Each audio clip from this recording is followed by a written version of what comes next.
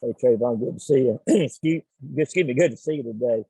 I know, one of the, Coach Smart has talked a lot about, as far as the team goes, about having a chip on its shoulder and that kind of thing. From a defensive perspective, how does that apply to you guys after the SEC championship game heading into the Michigan game? Just after that SEC championship game, we have a lot that we wanted to work on after that game and wanted to improve on. So just having that chip on our shoulder is gonna, like I say, it is something that our defense has to step up this game and make a statement. Travon, I had a chance to cover you at 13 WMAZ in Macon. So congratulations on your continued success. Can you talk a little bit about how your high school basketball skills have helped you out to this point, and also, what Coach Parks was able to do for you as you continue to represent the 706? Yes, basketball helped me in a lot of ways, but mainly I can say basketball helped me with my feet work and explosion. And also with Coach Park, he was one of those guys that he showed me the ropes early on with like how the recruiting process of college goes and just how my college life will be. Let's go to Mark Weiser and then Chip Towers. Travon, Michigan's offense, can you talk about the challenges they present in terms of, their play calling and formationally? Is it much different than what you've seen during the season? I can say it is kind of different because they like to run the ball a lot more than a lot of the teams have been doing this year. And they use a lot of different formations. They use a lot of NFL formations. So it is something that we have to adjust to. What does that mean for a defensive guy? Like, what are your keys? How much do you have to be on your toes? I mean, as a defense, we just have to go out there and do what we do. It's just that we have to earn our right to rush the passer. So we have to stop the run first. Yeah, Travon, obviously this is a college football playoff. It's also the Orange Bowl. It's also Miami. I think Georgia hasn't played there since 1960, hasn't played Michigan since 1965. How much of that at all do you guys get caught up in? Are you aware of, kind of the history and that kind of stuff? Do you embrace that, or no time for it? It's all about defending these guys, et cetera. I mean, the number one thing is we're going down there for a business trip. So we have to handle our business on the field. But I mean, just being in Miami, you can't just soak it in, but like we're down there for a business trip. So yeah. Football. You touched on this, but Hassan Hawkett, they're running back, and the other guy, 2,000 yards rushing between the two. You just don't see that anymore. What's been your view reviewing the tape and stuff of those guys, of how they're able to be so productive in the run game? Those are some hard running backs, like some physical running backs, don't go down easy. And like I said earlier, we're just going to have to stop the run because we know that's what they're going to come out trying to do.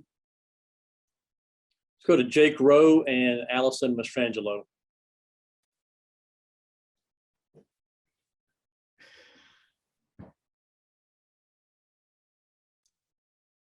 Jake, you with us? Allison, go ahead, please. Hey, Travon, you talked about it briefly about taking time to really watch that Alabama game and see what you can do to not have that result again. So what have you personally been working on these past couple of weeks to be ready for Michigan?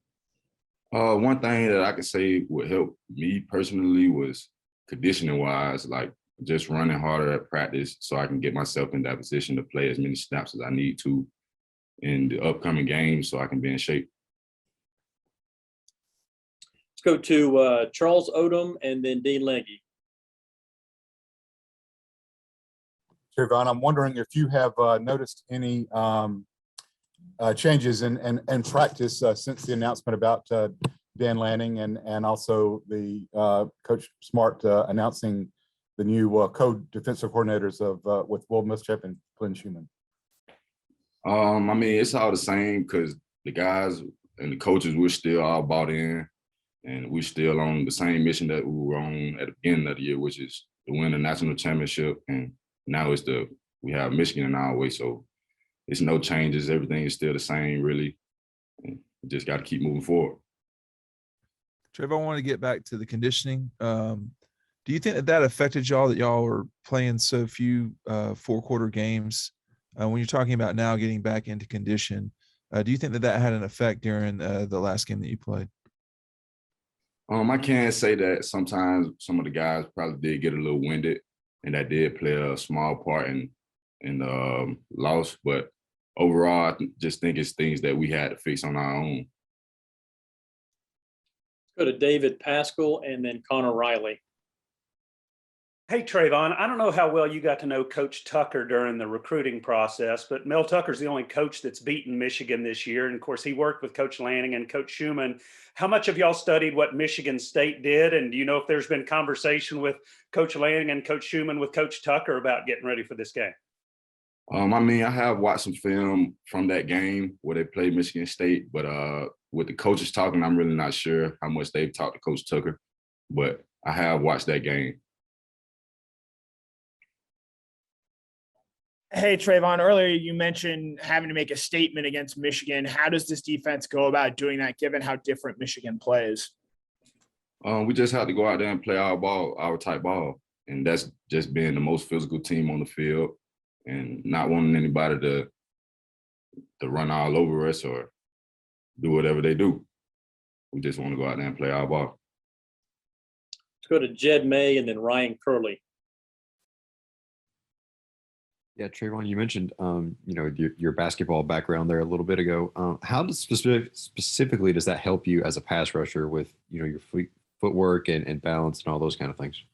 With my pass rush, like I said my footwork and my explosiveness, just with me being able to do the things that I did on the court, it helps with my get off, to be specific, as like being an explosive player off the ball. And then also my footwork, which means like I don't get involved in too much of the trash that goes on the inside, say for instance, I'm rushing on the inside. Are you the best basketball player on this team right now? I would agree so. Travon, the last week or so has been different with no one on campus and everything. How has it been different for you? I know you guys get to work out a little bit more and watch film a little bit more. Is there anything specific for you that you're doing differently? Just treatment, taking care of my body, because I know my body is a couple $1 million. So I want to just take care of my body for the future reference. Let's go to Palmer Toms and then Michael Cunningham.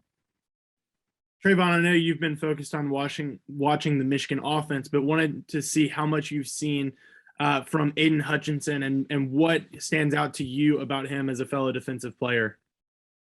I've watched a pretty good bit of tape, and just watching those running backs, like I stated earlier, they're hard runners and they're not easy to go down. So we have to really emphasize tackling going into this game also. Good morning, Travon. Obviously, there's been spikes in COVID cases in a lot of different places. Has that been much part of the conversation for you guys as you get prepared to travel down here to Miami? Yes, it has been, just because we don't want to lose any players to something that we can kind of prevent, which is by putting back on our masks. So yes, that has been a conversation. Let's go to Drew Hubbard. Hey, Travon, talking about Michigan's run game, do you think going up against, Zamir White, James Cook, those guys every day in practice, do you think that's going to help you out come Orange Bowl? I do think that'll help us out a lot, because we have a lot of good running backs and explosive and hard to tackle running backs like they are. So I do think it will help out a lot, or has helped out a lot. We've got time for just a couple of follow-up questions. If anybody has one, feel free to jump in. Hey, Travon, I'll jump back in just real quick. You mentioned some of the COVID stuff, going on. Does that mean you guys have gone back to wearing masks more often inside? Just what kind of other precautions are you talking about? I mean, it's by choice, but like with the type of team that we have, a lot of the guys don't even want to risk missing this game because it's so big to us. Like a lot of us are starting to put back on our masks on our own. What are your holiday plans before you head out for the playoff game? I'll say just basically getting home to see my parents, my grandparents, spend time with my nieces and sisters. That's my big objective over this break. Okay, Travon, thanks for your time, and we'll see you soon. Yes, sir. Thank you.